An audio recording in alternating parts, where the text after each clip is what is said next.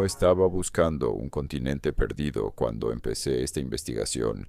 Estaba leyendo los informes geológicos, no los artículos de divulgación, no los documentales sobre Lemuria o Mu, sino los estudios técnicos que los geólogos marinos publican en revistas especializadas sobre la composición del fondo del Océano Índico, y entonces encontré algo que no debería estar ahí.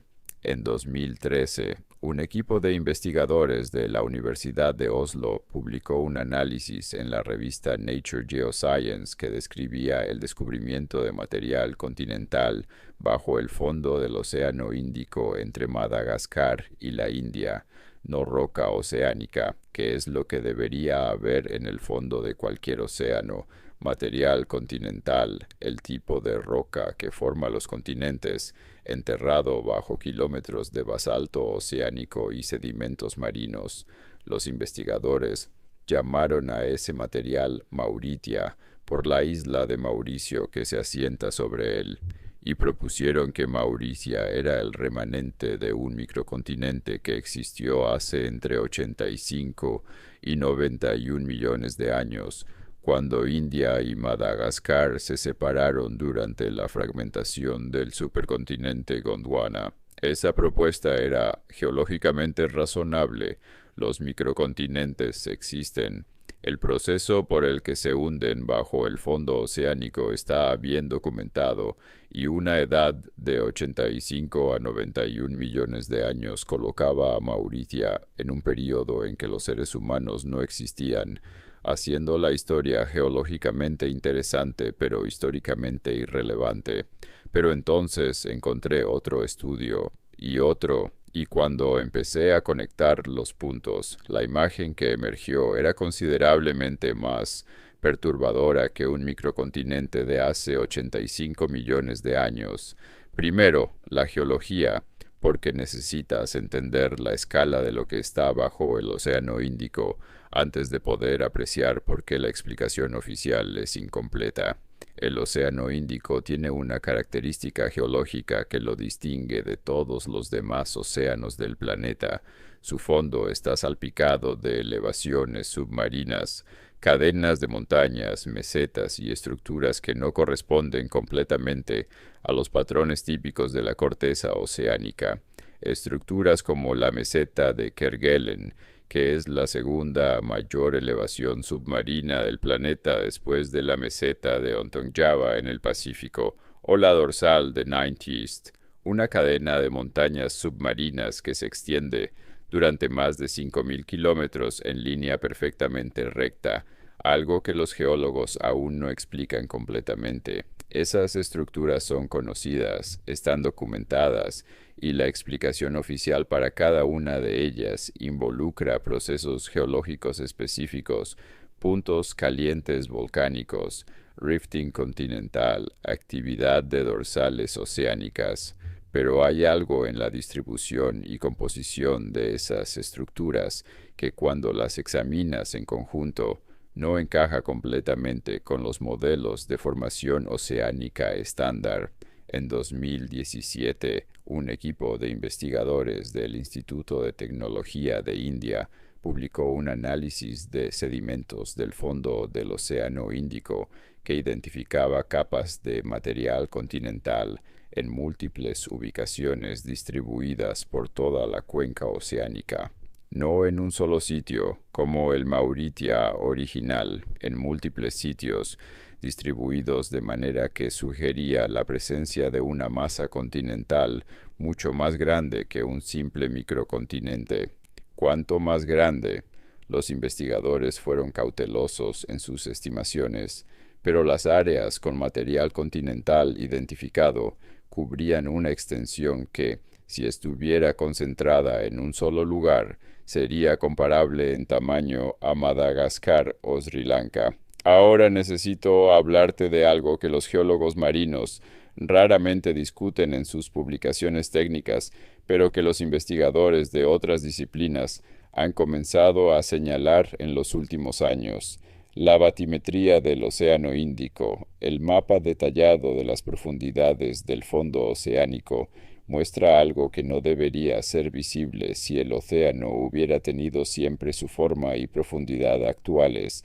Hay valles, no los cañones submarinos que se forman por erosión en los bordes continentales, sino valles con morfología de ríos, estructuras que en su forma, su ramificación y su perfil transversal se parecen a los valles fluviales formados por la erosión de ríos en tierra firme.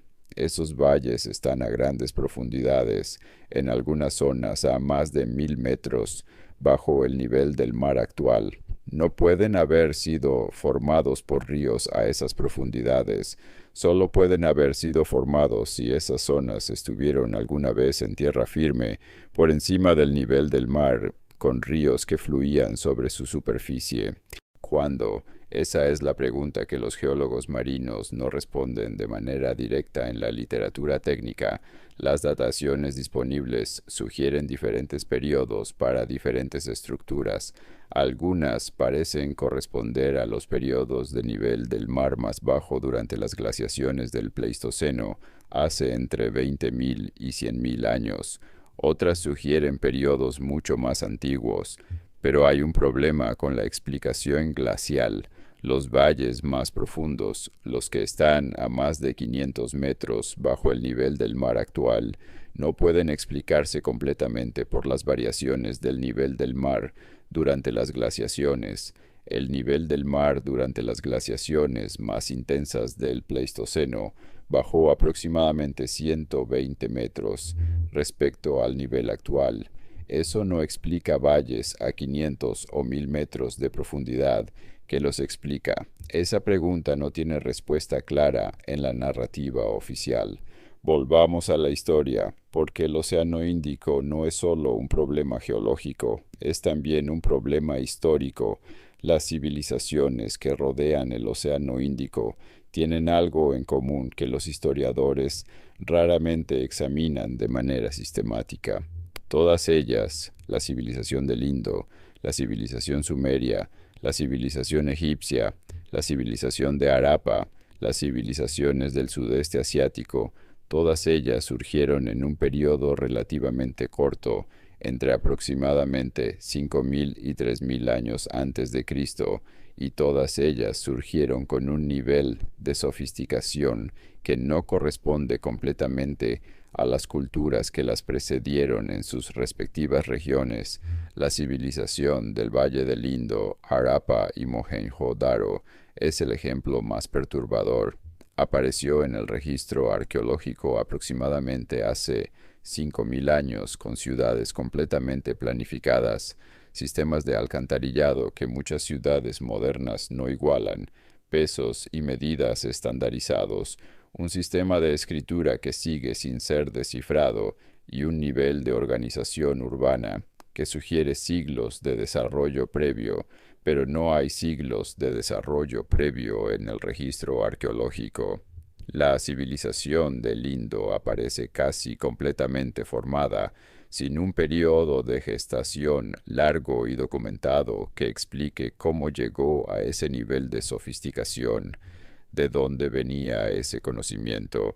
La respuesta oficial habla de influencias de Mesopotamia, de contactos comerciales con otras civilizaciones del período, pero esas influencias no explican completamente la originalidad y la sofisticación de la civilización del Indo. Explican algunos elementos, no explican el conjunto. Había una civilización anterior, ubicada en el Océano Índico o en sus costas ahora sumergidas, que proporcionó el conocimiento fundacional que las civilizaciones históricas del Indo y otras heredaron. Hay algo más que necesito contarte, algo que los medios de comunicación cubrieron brevemente en 2002 y que luego desapareció casi completamente de la discusión pública.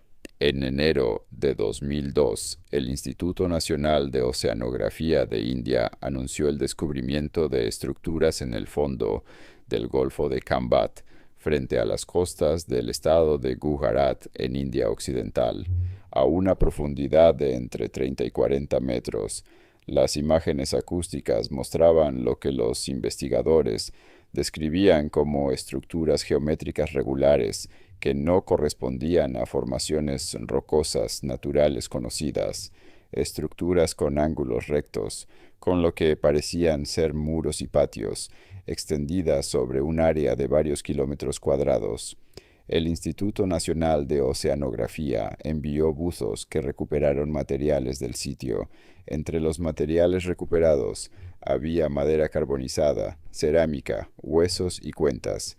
Los análisis de carbono 14 de la madera carbonizada produjeron una datación de aproximadamente 9.500 años antes de Cristo, 11.500 años. Si esa datación es correcta, las estructuras del Golfo de Cambat son anteriores a cualquier ciudad conocida en la historia humana por más de 4.000 años.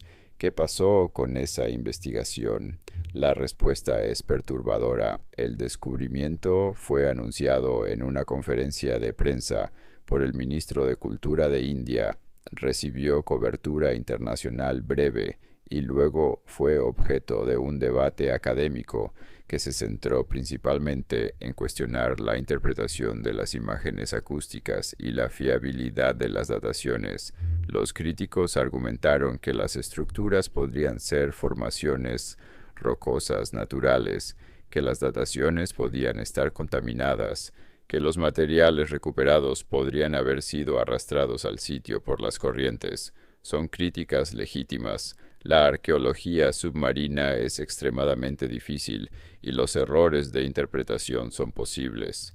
Pero hay algo en la respuesta académica al descubrimiento del Golfo de Cambat que resulta llamativo: la intensidad con que fue cuestionado, la velocidad con que fue marginado de la discusión académica principal, la ausencia de investigación sistemática de seguimiento, a pesar de los recursos disponibles en India para ese tipo de investigación. ¿Por qué no se investigó más? Esa pregunta no tiene respuesta satisfactoria en la narrativa oficial. Ahora volvamos a Lemuria, porque la historia de cómo surgió y desapareció esa idea es, en sí misma, significativa. El nombre Lemuria fue propuesto en 1864 por el geólogo Philip Sclater para explicar un fenómeno biogeográfico que lo perturbaba. Los lémures, los primates que hoy solo se encuentran en Madagascar, tenían parientes fósiles en India y otros lugares del Océano Índico. ¿Cómo cruzaron el océano? Sclater propuso que había existido un continente que conectaba Madagascar con India y que se había hundido bajo el océano, explicando tanto la distribución de los lémures como otras anomalías biogeográficas de la región.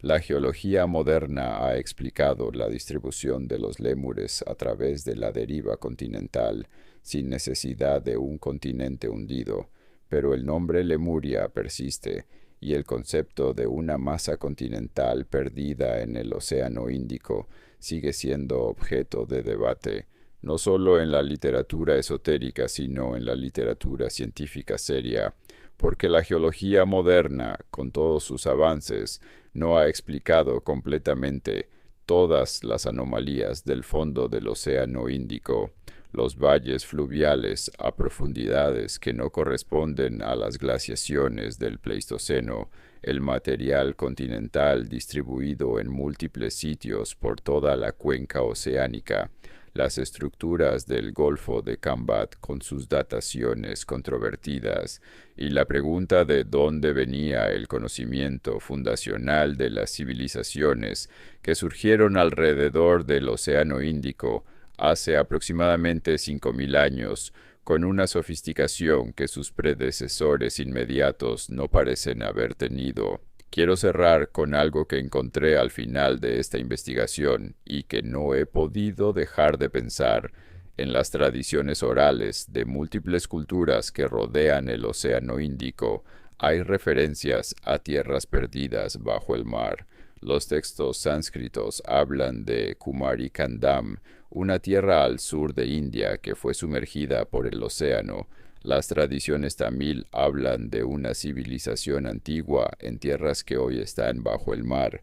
Las tradiciones sinalesas de Sri Lanka mencionan tierras ancestrales que desaparecieron bajo las aguas. Las tradiciones malgaches de Madagascar hablan de tierras de origen que ya no existen, culturas separadas por el Océano Índico, sin contacto histórico documentado entre ellas, todas con tradiciones que describen lo mismo, tierras que existieron y que desaparecieron bajo el mar. Son esas tradiciones el eco de eventos geológicos reales, la memoria cultural de cambios en el nivel del mar que inundaron costas habitadas hace miles de años, o son simplemente narrativas mitológicas independientes que coinciden por razones que no implican un origen común. No tengo respuestas definitivas. Lo que tengo es material continental en múltiples sitios bajo el Océano Índico, valles fluviales a profundidades que no corresponden completamente a las variaciones del nivel del mar durante las glaciaciones, estructuras en el Golfo de Cambat con dataciones que, si son correctas, preceden a cualquier ciudad conocida en la historia humana, civilizaciones que surgieron alrededor del Océano Índico con sofisticación sin precedentes, claro, y tradiciones orales de múltiples culturas que describen tierras perdidas bajo las aguas. ¿Existió un continente o una masa de tierra significativa en el Océano Índico que fue habitada por seres humanos y que desapareció bajo las aguas? Son las civilizaciones del Indo, de Mesopotamia, del Nilo, herederas de un conocimiento que venía de esa tierra perdida y que hay bajo el Golfo de Cambat que nadie ha investigado sistemáticamente en más de 20 años. El océano guarda sus secretos mejor que cualquier archivo, pero los archivos destruidos también son una forma de evidencia, y el silencio que rodeó al descubrimiento del Golfo de Cambat es un silencio que tiene una forma que sugiere que alguien en algún lugar decidió que ciertas preguntas no debían ser hechas, el continente que se hundió, el conocimiento que sobrevivió y las ciudades bajo el océano que nadie ha vuelto a buscar. Si este video te ha hecho pensar, considera suscribirte. La investigación continúa y el próximo video va a lugares que la mayoría de los canales no se atreven a tocar. Nos vemos allí.